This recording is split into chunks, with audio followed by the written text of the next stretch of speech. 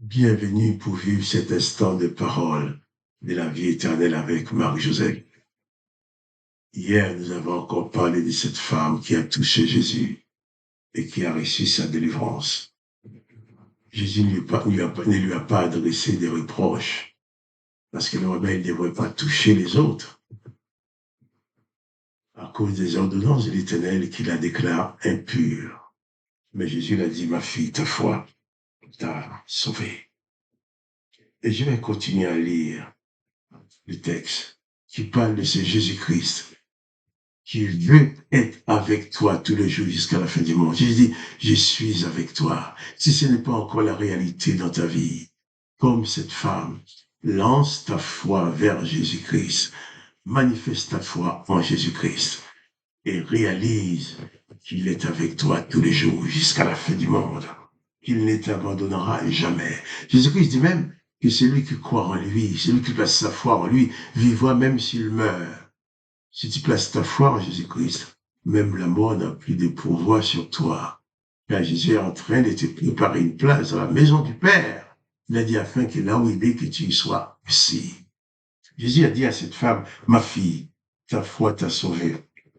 Va en paix et sois guérie de ton mal. Ta foi aussi peut te sauver exactement comme cette femme. Je vais continuer la lecture pour voir encore comment Jésus-Christ va honorer la foi encore de quelqu'un d'autre qu'on dirait qu'il ne méritait pas.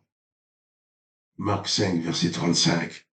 Comme Jésus parlait encore, survint de chez le chef de la synagogue des gens qui dirent, la fille est morte.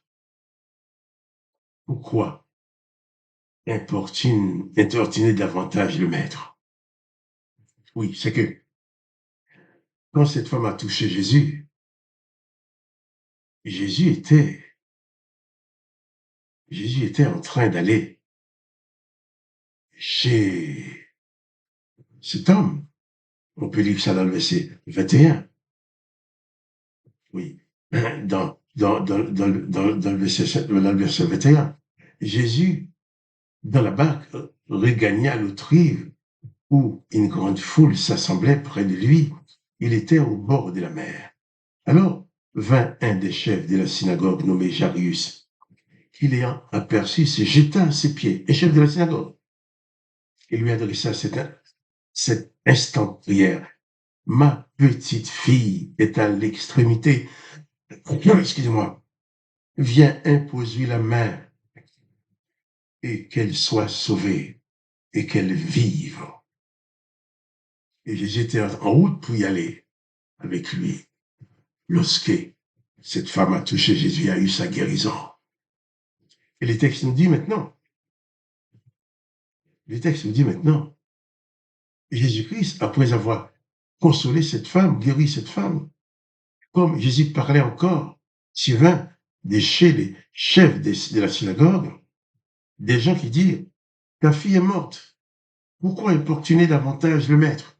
Pour eux, c'était perdu. Il est venu dire ce chef de la synagogue qui a sollicité par sa foi l'intervention du Seigneur Jésus. Il avait dit, n'importunez plus le maître, ta fille elle est morte, maintenant c'est fini. Mais Jésus s'en tenait compte de ces paroles, dit au chef de la synagogue, ne crains pas, crois seulement. Jésus venait de dire à cette femme, ta foi t'a sauvée. Maintenant, elle dit au chef de la synagogue, ne crains pas, crois seulement. Et je vais te dire à toi aussi cette parole dans le nom de Jésus. Ne crains pas, crois seulement. Crois seulement que Jésus-Christ a la solution pour toi. Crois seulement que Jésus-Christ a le désir, le pouvoir de te guérir. Crois seulement que Jésus-Christ est capable de te sortir de ta situation actuelle. Mais Jésus, sans tenir compte de ces paroles, dit au chef de la synagogue, ne crains pas, crois seulement. Et il n'est permis à personne de l'accompagner, si ce n'est à Pierre et à Jacques et à Jean, frère de Jacques.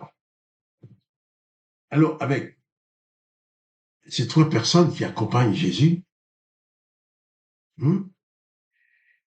ils arrivaient dans la maison du chef de la synagogue, où Jésus vit une foule bruyante et des gens qui pleuraient et poussaient des grands cris.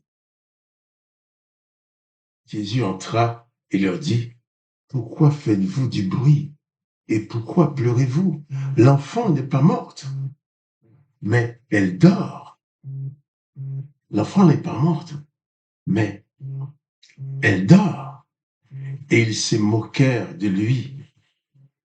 Alors, ayant fait sortir tout le monde, Jésus prit avec lui le père et la mère de l'enfant et ceux qui l'avaient accompagné, et il entra là où était l'enfant.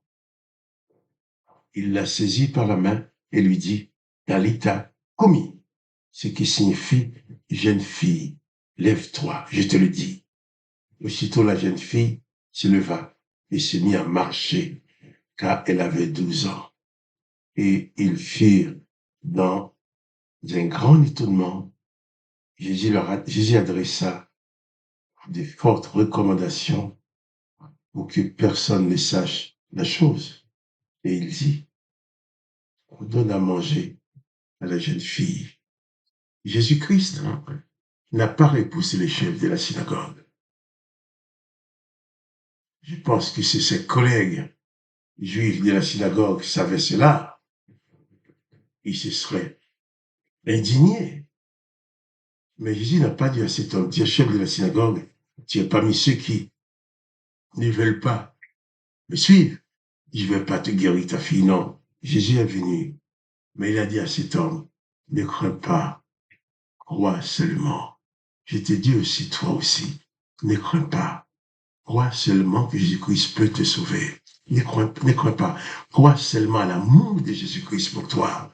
Ne crains point, ne crains plus. Crois seulement que Jésus-Christ est avec toi. Il demeure avec toi tous les jours et jusqu'à la fin du monde. Crois seulement que tout est possible pour toi.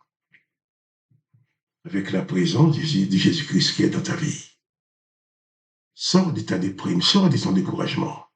Sors de ta désolation.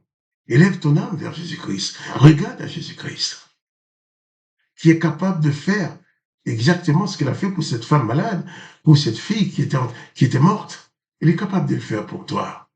Alors, pas de panique. Place ta foi en Jésus-Christ. Et ta foi en Jésus-Christ te sauvera. Que le nom de Jésus-Christ soit béni. Que toi, tu sois béni. Quant à moi, Marie-Joseph, je t'ai dit, pas de panique. Ne crains pas, ne crains plus, car Jésus-Christ est avec toi. Crois seulement en son nom et tu seras sauvé. Et à demain pour les paroles de la vie éternelle.